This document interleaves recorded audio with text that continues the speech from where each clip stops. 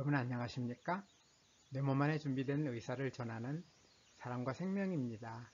오늘도 이 영상을 클릭해 주셔서 대단히 감사합니다. 오늘은 우리에게 필요한 영양소 가운데 많은 사람들의 사랑을 받고 있는 비타민 보충제에 대해 말씀드리겠습니다. 비타민은 우리 몸의 건강을 지키는 데 있어 매우 중요한 역할을 하는데 비타민의 중요성은 모르는 사람이 별로 없을 정도로 잘 알려져 있습니다. 여기에 건강에 대한 높은 관심과 비타민을 돈벌이의 수단으로 이용하려는 상술이 더해지면서 비타민 보충제의 소비가 급증하고 있습니다.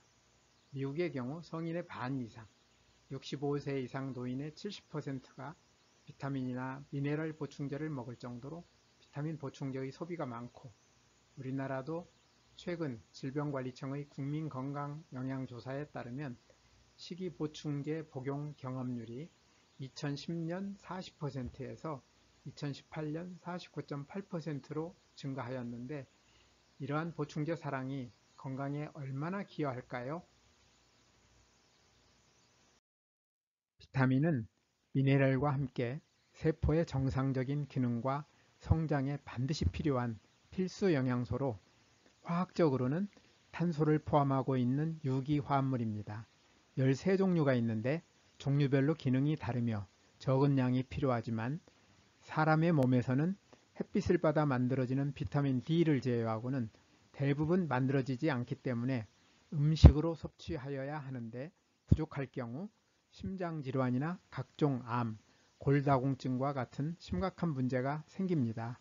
기름에 녹는 지용성 비타민인 비타민 A, D, E, K는 지방 조직이나 간에 며칠 동안, 때로는 몇 달 동안 저장할 수 있으나, 물에 녹는 수용성 비타민인 비타민 B와 C는 쓰고 남으면 오줌으로 배출되고 저장이 되지 않기 때문에 몇 년 동안 간에 저장되는 비타민 B12를 제외하고는 날마다 먹어야 합니다.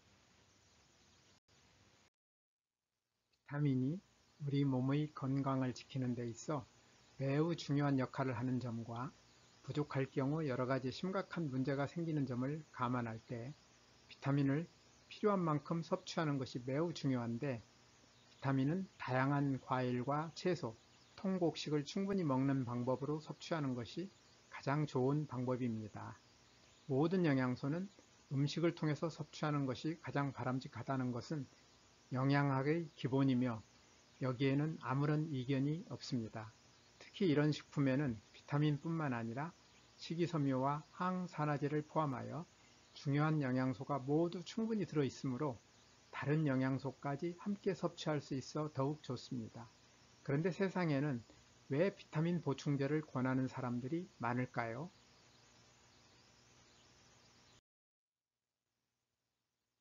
비타민 보충제와 관련한 수많은 연구 결과들은 다양하고 균형 잡힌 과일과 채소를 충분히 먹는 것이 비타민 섭취에 가장 좋은 방법이며, 종합 비타민 보충제를 포함한 비타민 보충제가 암과 심장질환, 인지기능 저하의 위험을 줄이지 못함을 보여주고 있습니다.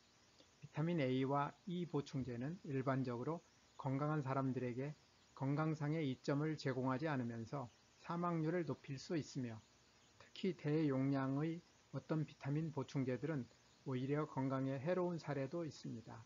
예를 들면 비타민 D 보충제를 너무 많이 먹으면 콩팥 결석의 위험이 증가하고, 비타민 E 보충제를 너무 많이 먹으면 뇌졸중을 일으킬 수 있으며, 비타민 K 보충제를 너무 많이 먹으면 지혈을 방해할 수 있고, 비타민 B6 보충제를 1년 이상 먹으면 신경이 손상되어 신체의 움직임이 저하되는 경우가 알려져 있습니다. 비타민 보충제에 대한 이러한 연구 결과들을 반영하여 EU와 미국 정부는 여러 가지 규제를 하고 있습니다.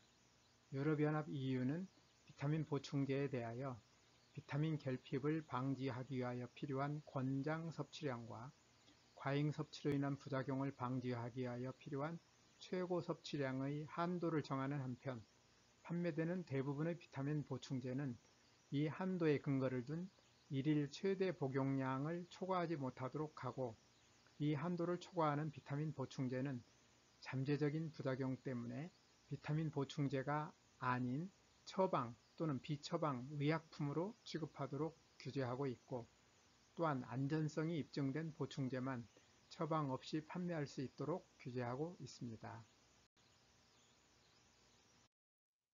미국은 대부분의 국가들처럼 비타민 보충제를 의약품이 아닌 식품으로 취급하고 일일 최고 섭취량의 한도를 정하고 있으며, 비타민 보충제에 대하여 생산 및 품질 관리 표준을 설정하고 비타민 보충제의 부작용을 모니터링하고 있습니다.